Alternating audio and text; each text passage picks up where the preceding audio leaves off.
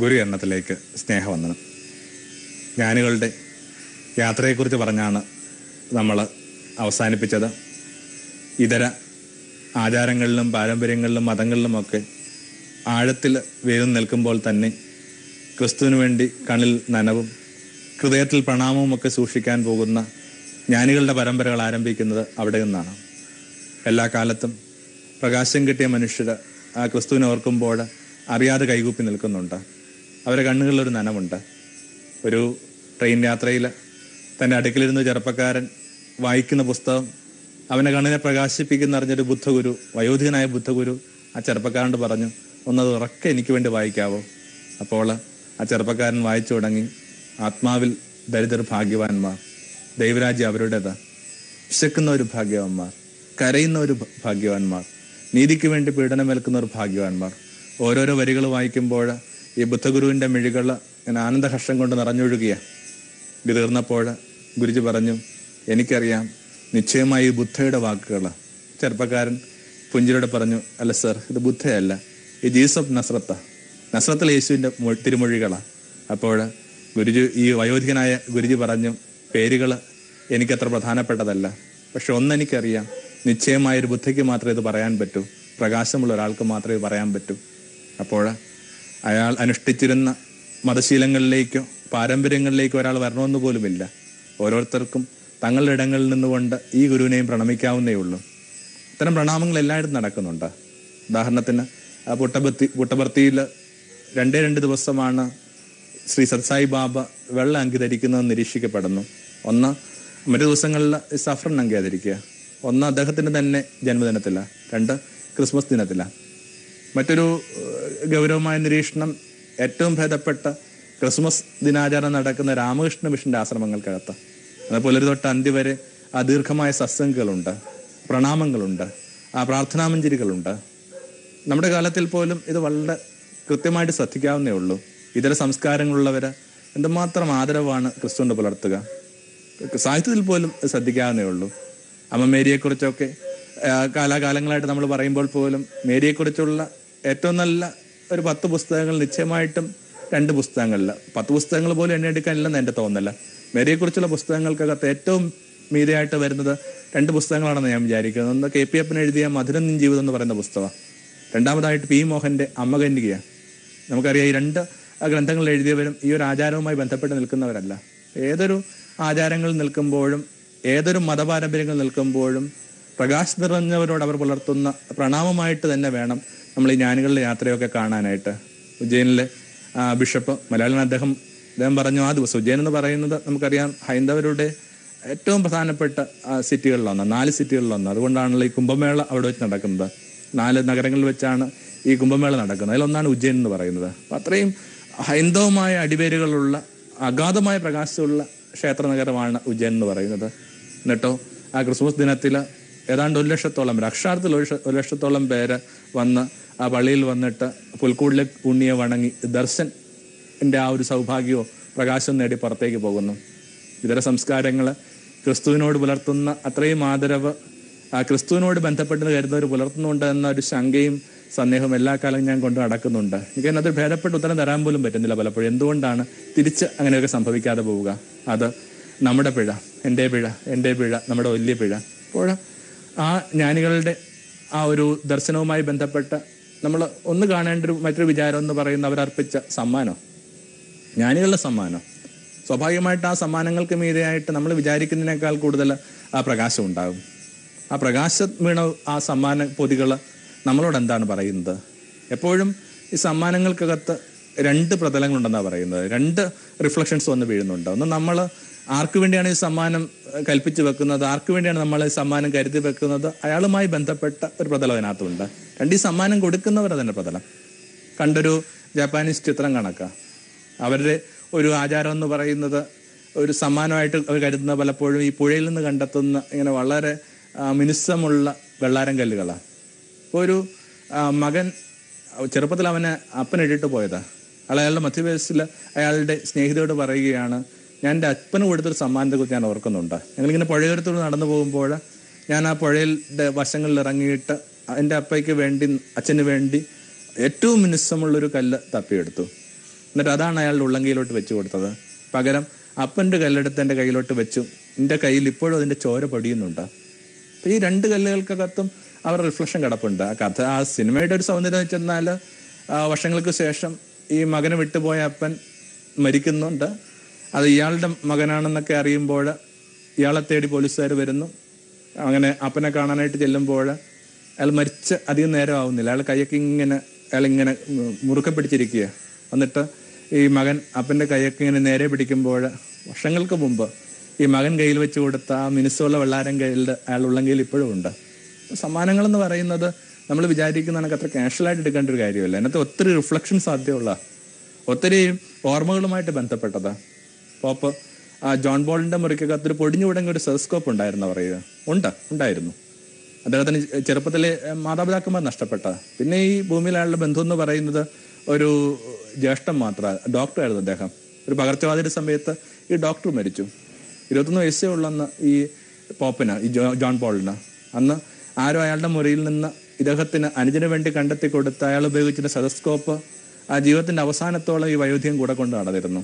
അപ്പോൾ ഇതും മാത്രം ഓർമ്മകളാണ് ചെറിയൊരു സമ്മാനങ്ങളുമായിട്ട് ബന്ധപ്പെട്ട് മനുഷ്യ കൊണ്ടുപോകുന്നത്. അപ്പോൾ വീണ്ടും ഞാൻ ആവർത്തിക്കുകയാണ്, സമ്മാനം അത്ര ലളിതമായിട്ട് കാണേണ്ട കാര്യമല്ല. സമ്മാനത്തിനകത്ത് കൃത്യമായിട്ട് മെഡിറ്റേഷനുണ്ട്, നമ്മുടെ റിഫ്ലക്ഷനുമുണ്ട്.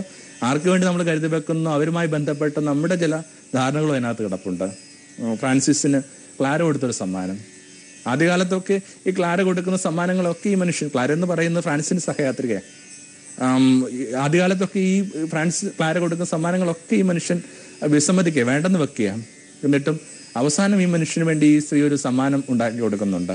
14 വയസ്സിൽ ഫ്രാൻസിസ് മരിക്കുന്നുണ്ട്. ഫ്രാൻസിസിന് വേണ്ടി ഈ ക്ലാര എന്ന് പറയുന്ന അയാളുടെ സഹയാത്രി കണ്ടെത്തിയ സമ്മാനം എന്താണ്? അവർ അസീസിലെ തെരുവീതിയിലൂടെ ഭിക്ഷാടനത്തിൽ പോയി. എന്നിട്ട് ഓരോ യാചകന്റെ അടുക്കൽ ചെന്നിട്ട് അവൻ നമസ്കരിച്ചിട്ട് പറഞ്ഞു, നിന്റെ അങ്കിയിൽ നിന്ന് ഒരു തുണ്ട് തുണിക്കഷ എനിക്ക് തരാമോ?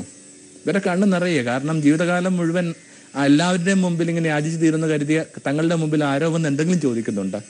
ഒരു വലിയ തുണിത്തുണ്ടങ്ങളൊക്കെ ഇങ്ങനെ കീറിക്കൊടുക്കുക. അങ്ങനെ കുറേ അധികം ആ യാചകരുടെ തുണിത്തുണ്ടങ്ങളെല്ലാം ശേഖരിച്ചിട്ട് ഈ സ്ത്രീ തൻ്റെ ആ പുണ്യപ്പെട്ട സ്നേഹിതന് വേണ്ടി, വിശുദ്ധനായ സ്നേഹിതന് വേണ്ടി ഇങ്ങനെ ഒരു അങ്കി തയ്ക്കുക. കുറേ അധികം യാചകരുടെ തുണിത്തുണ്ടങ്ങൾ കൊണ്ട് തുന്നിയൊരങ്കി. ക്ലാര പ്രഭുമാരാന്നൂടെ ആലോചിക്കണം. 13-ാം നൂറ്റാണ്ടിൽ അവൾ ജീവിച്ചിരുന്ന ആ ഒരു വീട് ഒരു ഹെറിറ്റേജ് പ്രോഗ്രാമിൻ്റെ ഒക്കെ ഭാഗമായിട്ട് ഞാൻ പോയി കണ്ടിട്ടുണ്ട്, ഞാനും കണ്ടിട്ടുണ്ട്. അപ്പോൾ ഇപ്പോൾ പോലും അതൊരു കൊട്ടാരമാണ്. എന്നിട്ട് ആ കൊട്ടാരത്തിൻ്റെ പശ്ചാത്തലമുള്ള ഒരു സ്ത്രീയാണ് ഇങ്ങനെ യാചകരുടെ മുമ്പിൽ ചെന്നിട്ട് ഈ തുണിത്തുണ്ടങ്ങൾ ശേഖരിക്കുന്നത്. കാരണം അവൾക്കറിയാം ഈ മനുഷ്യന് ഏറ്റവും പ്രഷ്യസ് ആകാൻ പോകുന്നത് ഈ യാചകരുടെ തുണിത്തുണ്ടങ്ങൾ കൊണ്ട് തുന്നിക്കെട്ടിയ കണ്ടം വെച്ച ഉടുപ്പായിരിക്കും. അത് തന്നെയായിരുന്നു അയാൾക്ക് ഏറ്റവും പ്രഷ്യസായ സമ്മാനം. അതിങ്ങനെ ചങ്കോട് ചേർത്ത് പിടിച്ചിട്ട് അയാൾ പറയുന്നുണ്ട്, ഇന്നെൻ്റെ കല്യാണ ദിവസമാണ്, എൻ്റെ വധുവിൻ്റെ പേര് ദാരിദ്ര്യമാണ്, എൻ്റെ കല്യാണത്തിന് വേണ്ടിയുള്ള അങ്കിയാണ് എൻ്റെ സ്നേഹിത തുന്നിത്തന്നിരിക്കുന്നത് എന്ന് പറഞ്ഞ അങ്കി അയാൾ ചേർത്ത് പിടിക്കുന്നുണ്ട്. അപ്പോൾ സമ്മാനം കുറച്ച് ധ്യാനവും കുറച്ച് സ്നേഹവും പ്രകാശമുള്ളവർക്ക് എത്ര മനോഹരമായ അനുഭവമാക്കി മാറ്റാമെന്നുള്ളതിൻ്റെ ഒക്കെ ഒരു ചെറിയ ഓർമ്മപ്പെടുത്തൽ കൂടിയാണ് നമ്മുടെ ഇത്തരം ചില വിചാരങ്ങൾ. അപ്പോൾ ഈ ജ്ഞാനികളുടെ ആ സമ്മാനത്തിനകത്ത്, ജ്ഞാനികളുടെ സമ്മാനം എന്ന് പറഞ്ഞ ഒരു കഥ പോലും ഉണ്ട്. മിക്കവാറും നമ്മളൊക്കെ നമ്മുടെ ചെറുപ്പത്തിൽ ആ കഥ പഠിച്ചിട്ടുണ്ടാവും, അല്ലെങ്കിൽ നിശ്ചയമായിട്ടും ക്രിസ്മസ് രാത്രികൾ കേട്ടിട്ടുണ്ടാവും. അതുകൊണ്ട് അതിന് ദീർഘമായൊരു വിശദീകരണം ആവശ്യമില്ല. എന്നാൽ പോലും ആ കഥയുടെ ടൈറ്റിൽ ജ്ഞാനികളുടെ സമ്മാനം, നോഹന്റെ വിശ്വപ്രസമായ കഥയാണ്. 2 ദരിദ്രരായ ചെറുപ്പക്കാരായ ഭാര്യയും ഭർത്താവും. ഒരാദ്യത്തെ ക്രിസ്മസ് കല്യാണം കഴിഞ്ഞിട്ട്. അപ്പം നമുക്കറിയാം വിദേശികൾക്ക് ഈ സമ്മാനം കൊടുക്കുക എന്ന് പറയുന്നത് വളരെ പ്രധാനപ്പെട്ടതാണ്. നമ്മൾ ചിലപ്പോൾ കരുതാറുണ്ട് നമ്മുടെ നാട്ടിലൊന്നും ഈ സമ്മാനം ഇല്ലെന്ന്. നമ്മുടെ നാട്ടിലൊക്കെ ഈ സമ്മാനം ഉണ്ടായിരുന്നു. അപ്പോൾ നമ്മളത് പലപ്പോഴും സമ്മാനമായിട്ട് കണക്കാക്കില്ലെന്ന് മാത്രമേ ഉള്ളൂ. ഉദാഹരണത്തിന് എൻ്റെ വല്യപ്പച്ചൻ ഇങ്ങനെ അവധിക്കാലത്ത് ചിലപ്പോൾ 1-2 കോഴിക്കുഞ്ഞുങ്ങളെയായിട്ട് വരുന്നു, താറാൻ കുഞ്ഞുങ്ങളെയൊക്കെ ആയിട്ട് ഒരു കൊട്ടക്കകത്ത് വരുന്നു. ഇത് സമ്മാനമല്ലേ? നമുക്ക് പ്രിയപ്പെട്ടവർക്ക് വേണ്ടി നമ്മൾ കൊണ്ടു കൊടുക്കുന്ന ഈ ധാന്യവിളകളൊക്കെ സമ്മാനമല്ലേ? അപ്പം സമ്മാനങ്ങൾ എല്ലാ നാട്ടിലും ഉണ്ടായിരുന്നു. പക്ഷെ വിദേശീയർക്ക് കൃത്യമായൊരു മോഡുണ്ട്. വിശേഷിച്ച് ഒരു കാര്യം കൂടി ശ്രദ്ധിച്ചാൽ നല്ലതായിരിക്കും.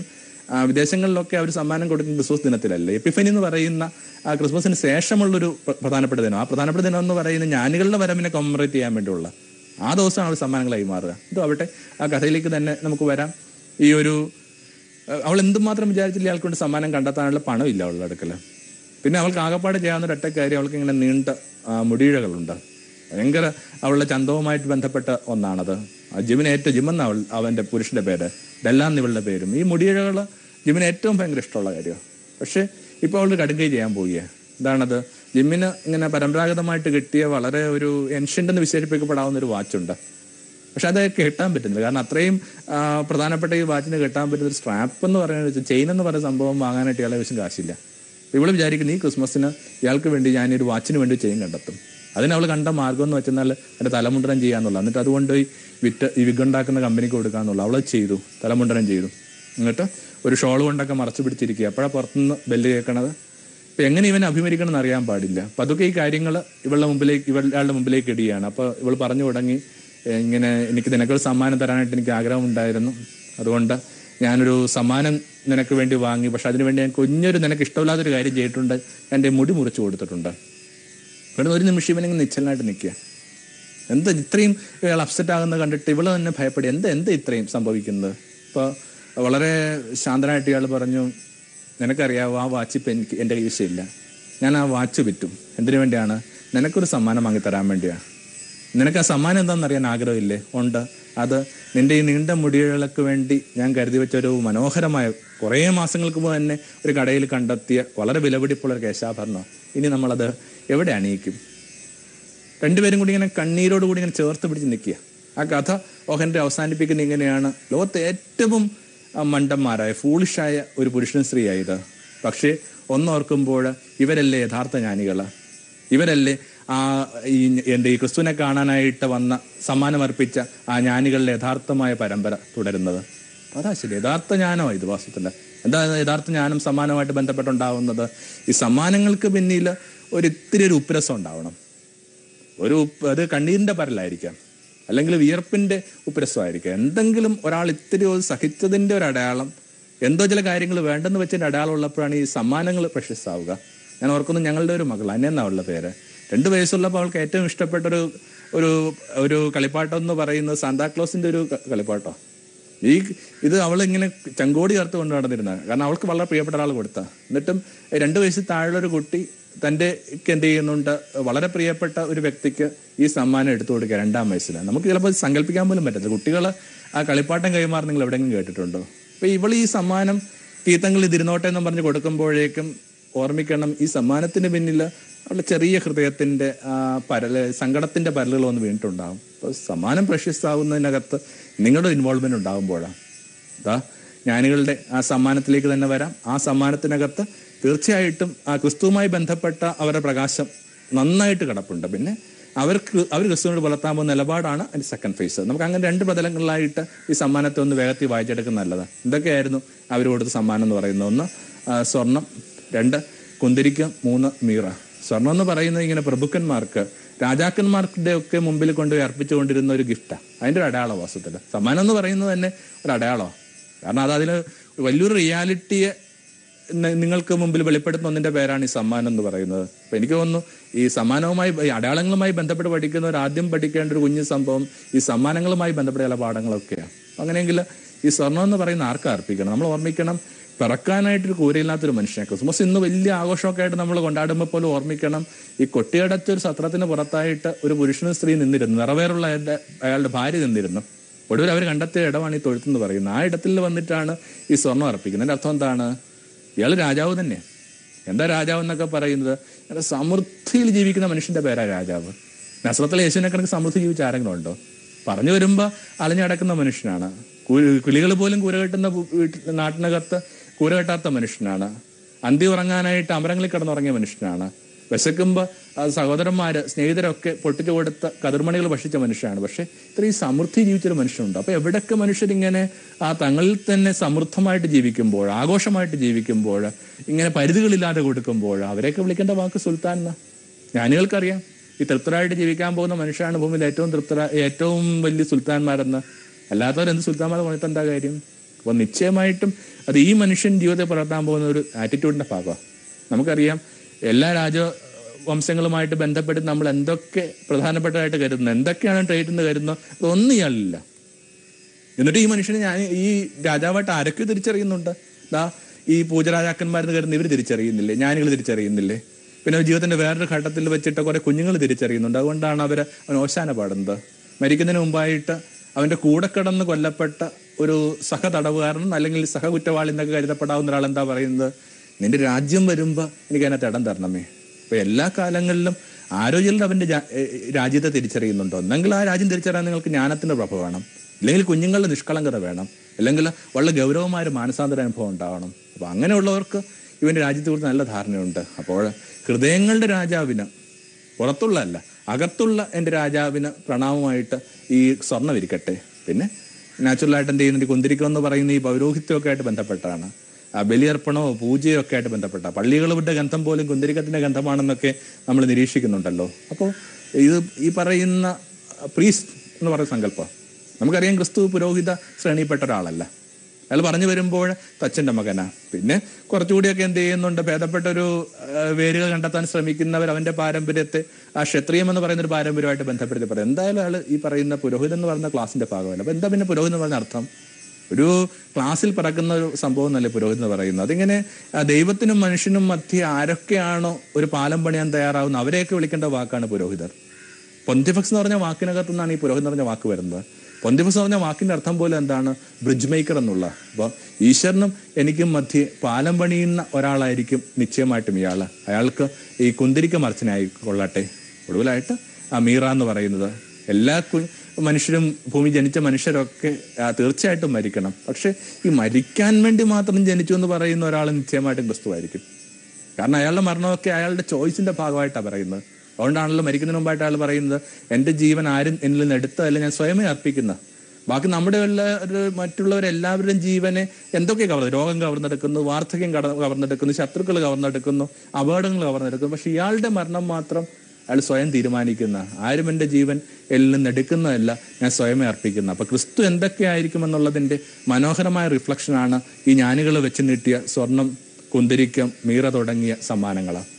നിങ്ങളെനിക്ക് എന്താണെന്ന് പറയാൻ മാത്രമല്ല ഞാൻ സമ്മാനം കൊണ്ട് അർത്ഥമാക്കുന്നത്, മറിച്ച് ഞാൻ നിങ്ങൾക്ക് ആരായിരിക്കാമെന്ന സൂചന കൂടി സമ്മാനത്തിനകത്ത് കിടപ്പുണ്ട്. കുന്തിരിക്കവും മീറയും സ്വർണവും ഒക്കെ വെച്ച് നീട്ടുന്ന ജ്ഞാനികൾ അത് നിശബ്ദമായിട്ട് സമയത്തിക്കാൻ ശ്രമിച്ചിട്ടുണ്ടാവും. എന്താണ് ഈ സ്വർണം കൊടുക്കുക എന്ന് പറഞ്ഞ അർത്ഥം? എൻ്റെ ആ ഭൗതിക സാഹചര്യങ്ങൾ ഞാൻ നിന്റെ മുമ്പിൽ പങ്കുവയ്ക്കാം, നിനക്ക് വേണ്ടി പങ്കുവയ്ക്കാം. സമ്മാനങ്ങളുടെ ഒക്കെ ശ്രേണിയിൽ എനിക്ക് തോന്നുന്നു അതൊരു ലോവർ എന്ന് വിശേഷിപ്പിക്കാവുന്ന രബിനകത്ത് നിൽക്കുന്ന ഒന്നാണ്. ഏറ്റവും താഴത്തെ ആ ഹൈറാർക്കിൽ ഏറ്റവും താഴെ നിൽക്കുന്നതായിരിക്കും ഈ ഭൗതിക സാഹചര്യങ്ങൾ കൊടുക്കുക എന്ന് പറയും. പക്ഷെ നിശ്ചയമായിട്ടും ആ ജീവന്റെ നിലനിൽപ്പിന് പലപ്പോഴും ആവശ്യമാണ് അത്തരം ചില സമ്മാനങ്ങൾ. പക്ഷെ അതിനകത്ത് ആ ഭയങ്കരമായ പൊള്ളൽ ചിലപ്പോൾ നമുക്ക് കേൾക്കാതെ നമുക്ക് കൊടുക്കാം. ഒത്തിരി സമൃദ്ധിയിൽ നിന്നൊക്കെ കൊടുക്കാം. സമൃദ്ധി അല്ലാതെ കൊടുക്കുന്നവരാണ് മിക്കവാറും ഉള്ളത്. എന്നാൽ ഇപ്പോൾ സമൃദ്ധി കൊടുക്കുന്നവരും ഉണ്ടല്ലോ. എന്തുകൊണ്ടാണ് ആ വിധവയുടെ 2 ജെല്ലിക്കാശ് ക്രിസ്തുവിന് വളരെ പ്രഷ്യസായ സമ്മാനമായിട്ട് അനുഭവപ്പെടുന്നത്? നീ നിന്റെ സമൃദ്ധി എന്നല്ല, നല്ല നിന്റെ ഇല്ലായ്മയ്ക്കകത്ത് നിന്ന് മുഴുവൻ കൂടി തന്നാ പറയുന്നത്.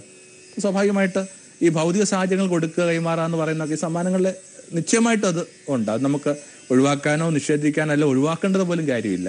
പക്ഷേ രണ്ടാമത് സമ്മാനത്തിന് കുറച്ചൊരു ക്വാളിറ്റി ഉണ്ട്. എന്താണ് കുന്തിരിക്കം എന്ന് പറയുന്നത്? കുന്തിരിക്കം എന്ന് പറയുന്നത് ആ മുഴുവൻ വേദത്തിൻ്റെയും പശ്ചാത്തലത്തിൽ പ്രാർത്ഥന എന്ന് പറയുന്ന ഒന്നിന് പ്രതീകമായിട്ട് നിൽക്കുന്ന കുന്തിരിക്കം പുകയുന്ന ഇടങ്ങൾ എവിടെയാണ്? ശ്രീകോവിലുകളിലാണ്, ഹോളി ഓഫ് ഹോളിലാണ് ഈ കുന്തിരിക്കം പുകയുന്നത്. അപ്പം അങ്ങനെയെങ്കിൽ എൻ്റെ സമയം ഞാൻ നിനക്ക് തരുമെന്ന് പറയുന്ന ഒരു പ്രധാനപ്പെട്ട ഒരാളുടെ സമയത്തിനകത്ത് ഏറ്റവും സേക്രഡ് എന്ന് പറയുന്ന സമയം എന്ന് പറയുന്നത് അയാളുടെ ആ പ്രാർത്ഥനായാമങ്ങൾ. അത്രയും സേക്രഡായ, അത്രയും പവിത്രമായൊരു സമയത്തിനകത്ത് ഞാൻ നിന്നെ ഓർമ്മിക്കാമെന്ന് ഒരാൾ വേറൊരാൾ പറയുന്നതിനകത്തേക്കാൾ വലിയ സമ്മാനം എന്തുണ്ട്?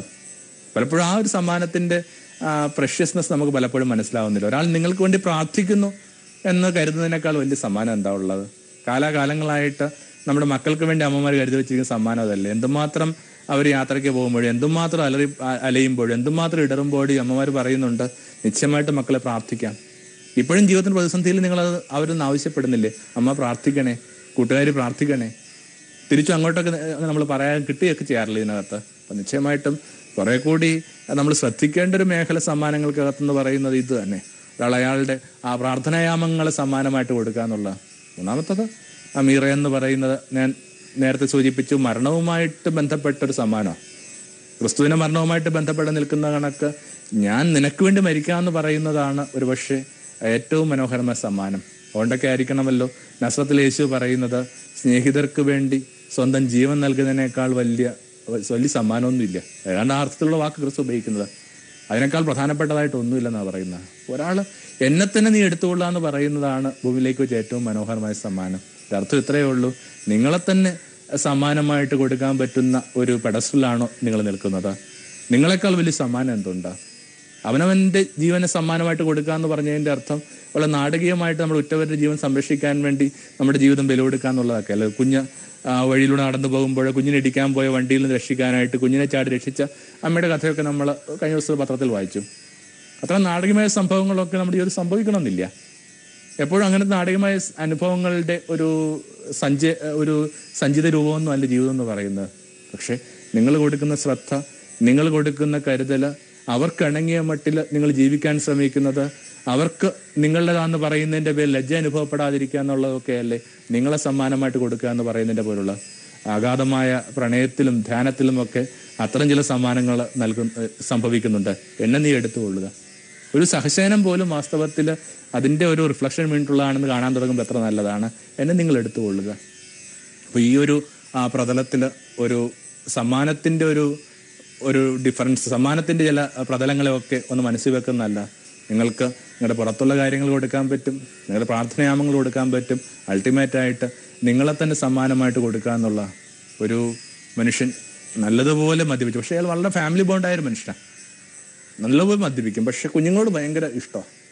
ദീർഘയാത്ര ഉള്ള ഒരു മനുഷ്യനാണ്. ഏത് യാത്ര കഴിഞ്ഞ് വരുമ്പോൾ അയാൾ ഈ കുഞ്ഞുങ്ങൾക്ക് വേണ്ടി ഒരു സമ്മാനം കരുതി വെക്കും.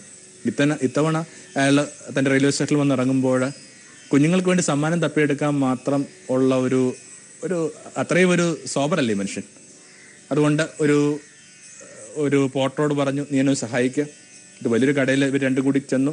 എന്നിട്ട് ഇങ്ങനെ നിറയെ സമ്മാനങ്ങൾ നിരത്തിയിട്ടുള്ള ആ ഒരു ഷെൽഫിന് മുമ്പിൽ നിന്നുകൊണ്ട് ഇയാൾ അവനോട് പറഞ്ഞു, എൻ്റെ മകൾക്ക് വേണ്ടി ഒരു സമ്മാനം തപ്പിത്താ. ഈ പോർട്ടർ അനങ്ങുന്നേ ഇല്ല. ഇത് ഇയാൾ വല്ലാതെ ശുഭിതനാക്കി. നിന്നോടല്ല പറഞ്ഞു, നിനക്ക് പറഞ്ഞാൽ മനസ്സിലാവില്ലേ? അപ്പോൾ ഈ പോർട്ടർ വളരെ ശാന്തനായിട്ട് ഒരു ചെറുപുഞ്ചിരോട് ഇയാൾ പറഞ്ഞു, സർ, ഇത്രയും കാലം നിങ്ങൾ കൊടുക്കാതിരുന്നതും നിങ്ങൾ ഏത് സമയം കൊടുക്കാവുന്നതുമായ ഒരു സമ്മാനമുണ്ട്. എന്താണത്? സുബോധത്തോടി ചെല്ലുന്ന ഒരച്ഛൻ. അയാൾ വല്ലാതെ വിറങ്ങലിച്ച് നിൽക്കുക. അപ്പോൾ അയാൾ വീണ്ടും ചോദിച്ചു, എന്താ അത്തരമൊരു സമ്മാനം കിട്ടാനായിട്ട് നിങ്ങൾ ഉറ്റവർക്ക് അർഹതയില്ലേ? ഈ രാത്രിയിൽ ഒരു പക്ഷേ അങ്ങോട്ടും ഇങ്ങോട്ടും ചോദിക്കാവുന്ന ഒരു ചോദ്യം ഇതാണ്, എന്താ നിങ്ങളെ കണക്ക് ശ്രേഷ്ഠമായൊരു സമ്മാനം കിട്ടാനായിട്ട്, ക്വാളിറ്റിയുള്ള സമ്മാനം കിട്ടാനായിട്ട് നിങ്ങൾ ഉറ്റവർക്ക് അർഹതയില്ലേ? ഒപ്പം ഉറ്റവർ സമ്മാനമാണെന്ന് തിരിച്ചറിഞ്ഞിട്ടും നിങ്ങൾ എന്തുകൊണ്ടാണ് ഇന്നോളം അതിൻ്റെ റാപ്പ് പോലും അഴിച്ചു നോക്കാത്തത്?